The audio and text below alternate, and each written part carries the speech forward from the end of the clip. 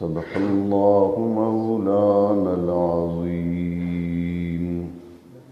إن الله وملائكته يصلون على النبي يا أيها الذين آمنوا صلوا عليه وسلموا تسليما.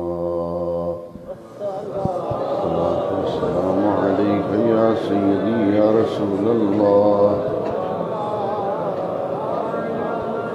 وعلى آلك وأصحابك يا سيدي يا محبوب رب العالمين. الصلاة والسلام عليك يا شفيع المذنبين وعلى آلك وأصحابك يا خاتم النبيين. قابل قدر حاضرین اجتماع جمعۃ المبارک، گزشتہ جمعہ مبارکہ میں دین اسلام مکمل ضابطۂ حیات ہے. زندگی کے تمام معاملات میں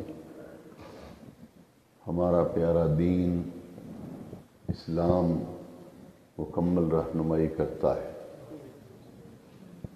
اور پچھلے جمعے میں گفتگو کا خلاصہ یہ تھا، پچھلے جمعے یہ تعلیم، یہ درس، یہ سبق ہم نے حاصل کیا کہ زندگی اگر اسلام پر مل جائے تو اس سے بڑا کوئی توشہ آخرت نہیں.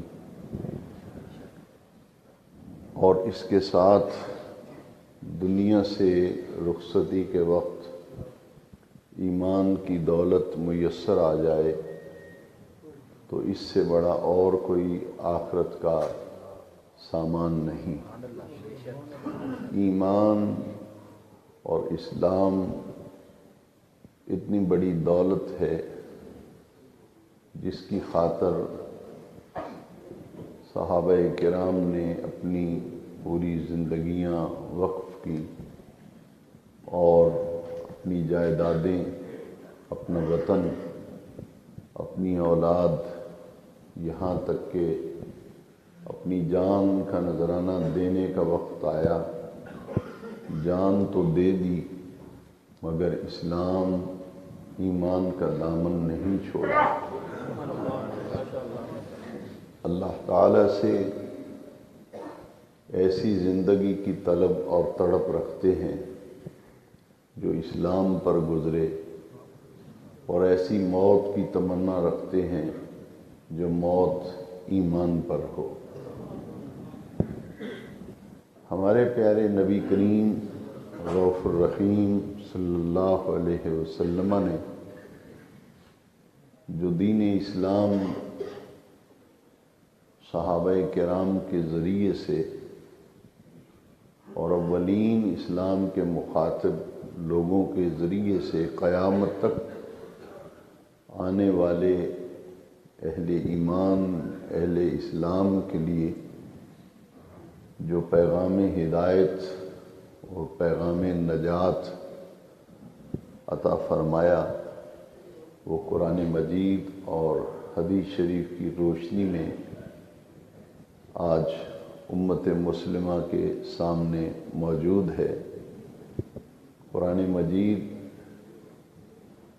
یہ سرچشمہ علم و عرفان ہے، اور قرآن مجید انسانیت کے تمام پہلوؤں پر اصلاح کے حوالے سے تعلیم دیتا ہے. اسی طرح نبی کریم صلی اللہ علیہ وسلم کی احادیث مبارکہ میں تعلیم و تربیت کا ایک وسیع ذخیرہ جو ہے وہ امت مسلمہ کے پاس موجود ہے. پچھلے جمعہ مبارکہ میں قرآن و حدیث کی تعلیمات میں سے چند ایسی تعلیمات جن کو ہمیں اپنی زندگیوں میں اپنانے کی ضرورت ہے ان کا تذکرہ کیا گیا۔ آج انشاءاللہ العزیز اسلام کے 5 بنیادی ارکان کے حوالے سے گفتگو کی جائے گی۔ یہ حدیث شریف پچھلے جمعے میں نے عرض کی تھی کہ حضور سرور عالم صلی اللہ علیہ وسلم نے فرمایا کہ اسلام کی بنیاد 5 چیزوں پر رکھی گئی ہے۔ اسلام کے 5 بنیادی ارکان ہیں اور پورا اسلام کا جو عمارت کا ڈھانچہ ہے وہ انہی 5 ستونوں پر استوار ہے۔ شہادت اللہ الہ الا اللہ و شہادت ان محمد الرسول اللہ، اس بات کی گواہی دینا کہ اللہ کے سوا کوئی عبادت کے لائق نہیں، اور اس بات کی شہادت گواہی دینا کہ ہمارے پیارے آقا و مولا حضور پر نور حضرت محمد صلی اللہ علیہ وسلم اللہ تعالیٰ کے سچے اور آخری رسول ہیں۔ اسے شہادت کہتے ہیں اور یہی اسلام کا پہلا رکن ہے۔ اللہ رب العزت کی وحدانیت کی ہر مومن، ہر مسلمان شہادت دیتا ہے، گواہی دیتا ہے۔ حالانکہ اللہ رب العزت کو دیکھا نہیں، لیکن وحدانیت کی گواہی دیتے ہیں۔ کیوں دیتے ہیں؟ اس لیے کہ ہمارے پیارے آقا حضور پر نور صلی اللہ علیہ وسلم اللہ تعالیٰ کی طرف سے سچے رسول اور نبی بن کر تشریف لائے، اور ہمارے آقا نے ہمیں اللہ تعالیٰ کے وجود سے، اس کی ہستی سے، خدا کی ذات سے ہمیں آگاہ کیا۔ عرفان الہی اگر نصیب ہوا ہے تو اس کا سب سے بڑا ذریعہ جو ہے وہ حضور کی ذات اقدس ہے۔ قل هو اللہ احد، قرآن مجید کی عظیم سورہ جسے ثلث قرآن کہا گیا، سورہ اخلاص، اس کی پہلی آیت کریمہ میں اگر غور کریں تو یہ بات سمجھ میں آتی ہے۔ ارشاد ہوتا ہے قل هو اللہ احد، اے محبوب آپ فرما دیجئے وہ اللہ احد ہے، ایک ہے، یکتا ہے۔ رب نے اپنی توحید، اپنی وحدانیت کا اعلان اپنے پیارے محبوب صلی اللہ علیہ وسلم سے کروایا اور ارشاد فرمایا قل، اے محبوب آپ ارشاد فرما دیجیے، آپ کہہ دیجیے هو اللہ احد، وہ اللہ احد ہے۔ تو اللہ کی وحدانیت کا اعلان حضور کے ذریعے سے کرایا، اس لیے کہ یہ محبوب دنیا میں میرے پیارے رسول، میرے پیارے محبوب، میرے پیارے نبی، اور سلسلہ نبوت ان پہ ختم کیا جا رہا ہے۔ یہ دنیا میں تشریف حضور لائے تو اعلان نبوت کے بعد پھر ہدایت کا سلسلہ، دین کی دعوت و تبلیغ کا سلسلہ شروع فرمایا۔ تو یہاں وحدانیت کا اعلان، توحید کا اعلان اللہ نے اپنے محبوب سے کروایا۔ واللہ احد، واللہ احد ہے۔ جب حضور نے یہ فرمایا کہ یہ بت جن کی تم پوجا کرتے ہو یہ عبادت کے لائق نہیں ہیں، بلکہ عبادت کے لائق وہ اللہ ہے جو پوری کائنات کا خالق اور پوری کائنات کا مالک ہے۔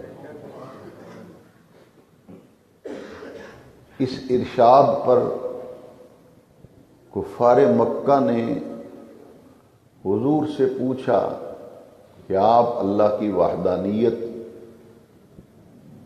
اس کی توحید کا اعلان فرما کر ہمیں دعوت دے رہے ہیں اس اللہ کی عبادت اور بندگی کی، تو آپ کے پاس اللہ کے یکتا ہونے، اس کی ہستی پر، اس کی ذات پر دلیل کیا ہے؟ کیا دلیل ہے کہ اللہ کی ذات ہے، ہستی ہے؟ یہ سوال کیا جا رہا ہے۔ تو حضور جواب میں کیا ارشاد فرماتے ہیں؟ نبی کریم علیہ السلام نے جواب میں ارشاد فرمایا قد لبثت فیکم عمرا من قبلہ افلا تعقلون۔ قرآن کی آیت ہے، میں نے تم میں 40 سال اپنی زندگی کے گزارے ہیں۔ حضور فرماتے ہیں 40 سال میں نے زندگی کے تمہارے درمیان گزارے ہیں، میری صحبتیں، میری خلوتیں، میری جلوتیں تمہارے سامنے ہیں، میرے دن اور رات تمہارے سامنے ہیں، لیل و نہار، شب و روز کو تم جانتے اور پہچانتے ہو، میرے دوستی اور دشمنی کے معیار تمہارے سامنے ہیں، میرے لین دین کے معاملات تمہارے سامنے ہیں، میری گفتگو تمہارے سامنے ہے، میرے لوگوں سے تعلقات، لوگوں سے رویہ، یہ سب تمہارے سامنے ہے۔ اگر میری 40 سالہ زندگی میں تمہیں کوئی عیب نظر آ جائے تو خدا کا انکار کر دینا، اور اگر میری 40 سالہ زندگی میں تمہیں کوئی عیب نظر نہ آئے تو پھر خدا کے وجود اور ہستی کے انکار کی کوئی وجہ تمہارے پاس باقی نہیں ہے۔ نعرہ تکبیر، نعرہ رسالت، نعرہ رسالت، نعرہ رسالت۔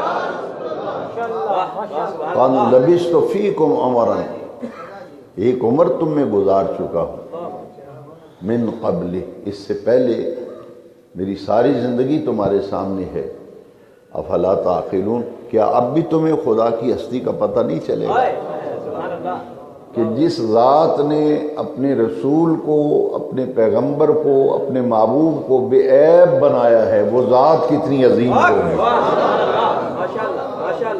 وہ ذات کتنی عظیم ہوگی۔ اس لیے اب پتہ یہ چلا کہ اللہ کے ہستی پر، اس کی ذات پر، اس کے وجود پر دلیل مانگی جا رہی ہے، اور حضور خدا کے وجود پر دلیل کیا پیش کرتے ہیں؟ اپنی 40 سالہ حیات کو پیش کرتے ہیں، اپنی حیات مقدسہ کو آپ بطور دلیل پیش فرماتے ہیں۔ کیوں؟ آئیے اس کا جواب میں قرآن مجید سے عرض کرتا ہوں۔ اگر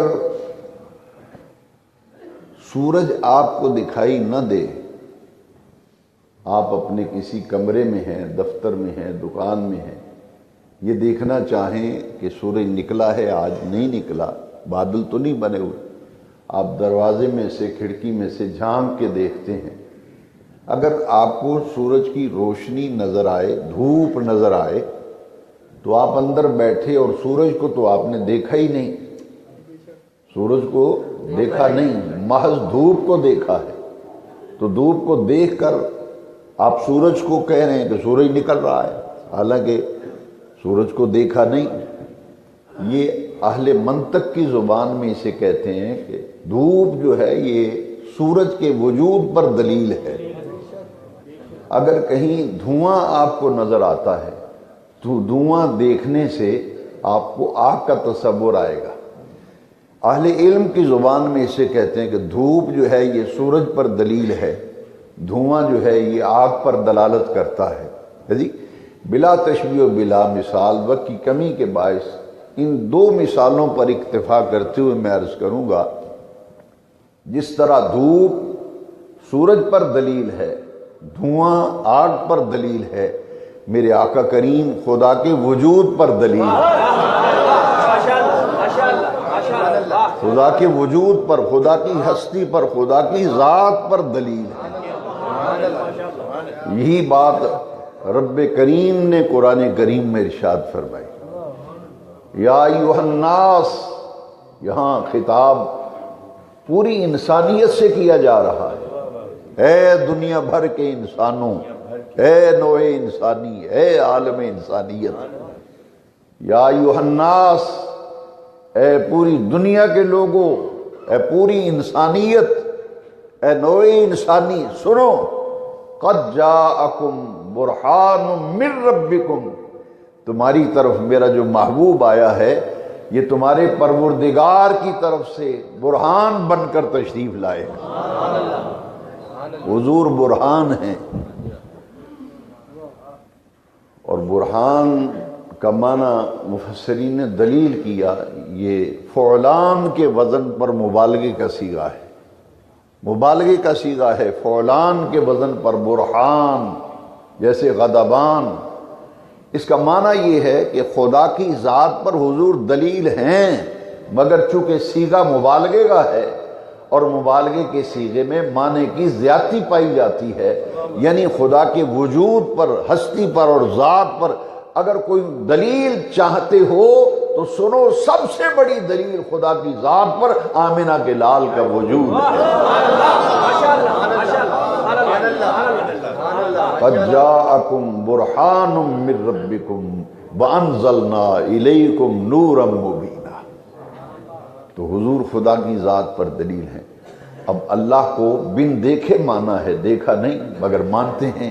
کیوں مانتے ہیں؟ کہ خدا نے جس ذات کو اپنی ہستی پر دلیل بنا کے بھیجا ہے وہ ہمارے آقا کریم فرماتے ہیں، رأیت ربی فی احسن صورت، میں نے اپنے رب کے جلووں کو بڑی احسن صورت میں دیکھا۔ اللہ پر ایمان، ایمان بالغیب ہے، الذین یؤمنون بالغیب۔ سورہ بقرہ کے آغاز میں فرمایا کہ متقین کی علامت یہ ہے کہ وہ غیب پر ایمان رکھتے ہیں۔ اللہ پر ایمان غیب پر ایمان ہے، بن دیکھے خدا کو مانتے ہیں، یہی ایمان بالغیب ہے۔ اسی لیے ایک دیکھنے والے کا کہا مان لیا ہے، تجھے بن دیکھے خدا مان لیا۔ ہمارے مصطفیٰ کریم نے دیکھا ہے نا خدا کو، روئے تھے باری تعالیٰ سے، میرے آقا مشرف ہوئے۔ تو یہ اسلام کا پہلا رکن جو ہے وہ شہادت ہے، اس بات کی شہادت دینا کہ اللہ کے سوا کوئی عبادت کے لائق نہیں، اور اس کے پیارے محبوب سچے رسول اور آخری پیغمبر و رسول بن کر تشریف لائے۔ اب جان لیجئے کہ ایمان اسلام کا پہلا رکن ہے، اور پھر دیکھیے کہ صحابہ کرام نے حضور پر ایمان لانے کی سعادت پائی، اور صحابہ کرام اللہ کی ذات پر ایمان رکھتے ہیں، اور صحابہ کرام کا یہ یقین تھا، یہ نظریہ تھا، یہ سوچ تھی، یہ فکر تھی، یہ ایمان تھا کہ اللہ کو دیکھا نہیں ہے، مگر حضور کی زبان پر اعتماد کیا اور یقین کیا، تبھی ہمیں خدا کی ذات کا پتہ چلا۔ اس پر بہت سے دلائل میں عرض کر سکتا ہوں، اور ایک قرآن شریف کی آیت کریمہ میں ضرور ہی عرض کروں گا اپنے اس موقف اور اس نظریے پر اس بات کے لیے اور توثیق کے لیے۔ ارشاد باری تعالیٰ ہے، هو الذی ارسل رسولہ بالہدی ودین الحق۔ اللہ کریم اپنا تعارف کرا رہا ہے، فرمایا هو الذی، وہ ہے، ارسل رسولہ۔ میرا دعویٰ یہ ہے کہ کائنات میں اللہ کی ہستی پر، خدا کی ذات پر سب سے بڑی دلیل آمنہ کے لال ہے۔ حضور خدا کی ذات پر سب سے بڑی دلیل ہے۔ اقبال نے اسی لیے کہا کہ قوت قلب و جگر گردد نبی، از خدا محبوب تر گردد نبی۔ بے خدا کا پتہ تو ہمیں حضور کے ذریعے سے چلا، اللہ کی معرفت۔ جس طرح حضور خدا کی ذات پر سب سے بڑی دلیل ہیں، کعبے کے رب کی قسم ہے، اسی طرح خدا کی ذات پر سب سے بڑی دلیل حضور ہیں، تو اللہ کی معرفت کا سب سے بڑا ذریعہ بھی کائنات میں حضور کی ذات ہے۔ حضور ذریعہ ہے خدا کی پہچان اور معرفت کا، سب سے بڑا ذریعہ۔ قرآن کی آیت گواہ ہے، هو الذی، ہوا کا معنی وہ، الذی کا معنی بھی وہ۔ والذی وہ ہے ارسل رسولہ جس نے رسول کو بھیجا ہے۔ حاضرین محترم ذرا غور کیجئے، رب اپنا تعارف کرا رہا ہے، اپنی پہچان کرا رہا ہے ہوا کے لفظ سے، الذی کے لفظ سے۔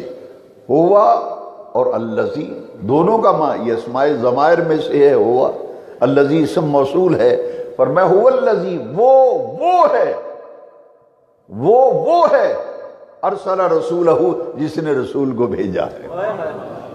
بھئی رب اپنا تعارف کرا رہا ہے نا، فرماتا ہے کہ مجھے دیکھنا ہے تو میں تو وہ ہوں جس نے رسول کو بھیجا ہے۔ ارسل رسولہ، اب یہ دو لفظ ہیں، ہوا اس کا معنی بھی وہ، الذی کا معنی بھی وہ، یہ پہچانے ہوئے نہیں ہیں۔ ہوا کون کیا پتہ کون، الذی کون پتہ نہیں کون، پہچان نہیں ہے نا، پہچان نہیں ہے، نہ ہوا کی پہچان نہ الذی کی پہچان۔ اللہ فرماتا ہے ہوا الذی وہ ہے ارسل رسولہ، نہ ہوا کی پہچان نہ الذی کی پہچان۔ اس لیے علم نحو کا قاعدہ ہے کہ اسم موصول کی معرفت کا مدار صلے پہ ہوتا ہے۔ الذی اسم موصول ہے، اگر الذی کو پہچاننا ہے وہ کون ہے پہچاننا ہے تو الذی کی پہچان کا مدار ارسل رسولہ پہ ہے۔ اگر اس آیت کریمہ سے ارسل رسولہ کو حذف کر دیا جائے تو الذی کی پہچان کا کوئی ذریعہ باقی نہیں رہتا۔ ہاں، اس آیت سے ارسل رسولہ کا لفظ اگر نکال دو، الذی کی پہچان کا ذریعہ ہی کوئی نہیں۔ پتہ یہ چلا کہ کائنات کے اندر سب سے بڑا ذریعہ اللہ کی پہچان کا وہ حضور کی ذات ہے۔ اگر حضور کو معاذ اللہ نکال دو تو پھر اللہ کی پہچان کا کوئی ذریعہ کائنات میں باقی نہیں رہتا۔ ہمیں حضور کی ضرورت نہیں، بس اللہ کی ضرورت ہے۔ ہمیں صرف حضور کی حاجت نہیں، اللہ کی حاجت ہے۔ میں نے کہا کہ خدا کی پہچان بھی حضور کے بغیر نہیں، اللہ کی معرفت کی بھی حضور کے بغیر نہیں، کیونکہ وہ خود قرآن میں فرماتا ہے هو اللہ احد، محبوب بات میری ہے، زبان تیری ہے، میری زبان سے ان کو میری پہچان کرا دے۔ هو اللہ احد، وہ اللہ احد ہے۔ اور پھر فرمایا هو الذی ارسل رسولہ، وہ ہے جس نے رسول کو بھیجا ہے۔ دنیا والوں اگر ہوا کو پہچاننا ہے، الذی کو پہچاننا ہے تو مدینے والے مصطفیٰ کو دیکھ لو، حضور کو دیکھ لو۔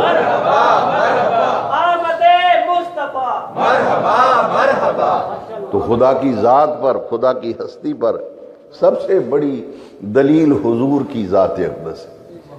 میرے آقا اللہ کی وحدانیت کی اگر شہادت دیتے ہیں، یہ اسلام کا پہلا رکن ہے، شہادت واللہ الہ الا اللہ، اس بات کی شہادت دینا اللہ کے سوا کوئی عبادت کے لائق نہیں، وشہادت ان محمد الرسول، اس بات کی شہادت دینا کہ حضرت محمد پاک صلی اللہ علیہ وسلم اللہ کے سچے رسول ہیں۔ یہی تو اسلام کا پہلا رکن ہے، اسلام کا پہلا رکن ہے ارکان خمسہ میں سے۔ اور حضور سرور عالم صلی اللہ علیہ وسلم کی ذات اقدس کو صحابہ کس طرح دیکھتے اور مانتے تھے۔ حضور نے ایک یہودی سے گھوڑا خریدا اور فرمایا کہ تم یہاں ٹھہرو، میں گھر سے پیسے لے کے آتا ہوں، تمہیں ادائیگی کرتا ہوں، اپنا گھوڑا لے جاتا ہوں۔ جب میرے آقا کریم رؤوف الرحیم صلی اللہ علیہ وسلم تشریف لے گئے تو وہ گھوڑا بیچنے والا یہودی، اس کے پاس ایک شخص آیا، اس نے پوچھا کتنے کا بیچنا ہے؟ اس نے کہا میں اتنے کا میں دوں گا۔ اس نے کہا کہ بھائی اگر تم اتنے کا کہتے ہو کہ اس سے کم میں نے نہیں دینا تو میں اگر اتنے دے دوں، زیادہ پیسے بتائے کہ مجھے اس کے اتنے ملتے ہیں۔ اس نے کہا اگر اتنے ملتے ہیں تو میں تمہیں اتنے دوں گا، زیادہ پیسے لگائے، وہ سودے سے منحرف ہو گیا۔ جب منحرف ہوا تو حضور تشریف لے جا رہے تھے، وہ سرکار کے پاس آیا اور کہا کہ آپ کا میرا سودا نہیں ہوا، منحرف ہو گیا، تاکہ میں اس سے پیسے لے کر زیادہ پیسے مل رہے ہیں، سودے پہ سودا لگا ہے، اس کو دے دوں۔ حضور سے آ کر کہتا ہے کہ آپ کا تو میرا سودا ہی نہیں ہوا ہے۔ تو حضور نے فرمایا کہ سودا ہوا ہے، وہ کہتا نہیں ہوا۔ کچھ لوگ اکٹھے ہو گئے، اور جب یہ بات طول پکڑی تو حضور کے ایک صحابی حضرت خزیمہ موقع پہ پہنچ گئے۔ یہودی نے جب دیکھا کہ لوگ اکٹھے ہو گئے ہیں، حضور فرماتے ہیں میرا سودا ہوا ہے، وہ کہتا ہے یہودی نہیں ہوا سودا۔ تو حضرت خزیمہ سامنے کھڑے تھے، یہودی اچانک بولا کہ اگر سودا ہوا ہے تو آپ کوئی گواہ لے آئیں، سودا ہوا ہے تو کوئی گواہ لے آئیں۔ حضرت خزیمہ فوراً بول اٹھے، انہوں نے کہا میں گواہ ہوں سودا ہوا ہے۔ وہ کہا میں گواہ ہوں سودا ہوا ہے۔ اب حضور نے اسی موقع پہ ارشاد فرمایا خزیمہ جب میں نے سودا کیا ہے تو پاس تھا ہی نہیں، تو پاس تھا ہی نہیں، تو گواہی کیوں دے رہا ہے؟ کیسی گواہی دے رہا ہے؟ تم موقع پہ موجود نہیں۔ کہا یا رسول اللہ صلی اللہ علیہ وسلم اگرچہ میں موقع پہ موجود نہیں تھا، میرے سامنے سودا نہیں ہوا، میں گواہی اس لیے دے رہا ہوں جب رب کو دیکھا نہیں ہے، بغیر دیکھے آپ کے ارشاد کو سن کر ہم رب کے ہونے کی گواہیاں دیتے پھرتے ہیں، یہ تو گھوڑے کے سودے کی گواہی ہے، یہ تو گھوڑے کے سودے کی گواہی ہے۔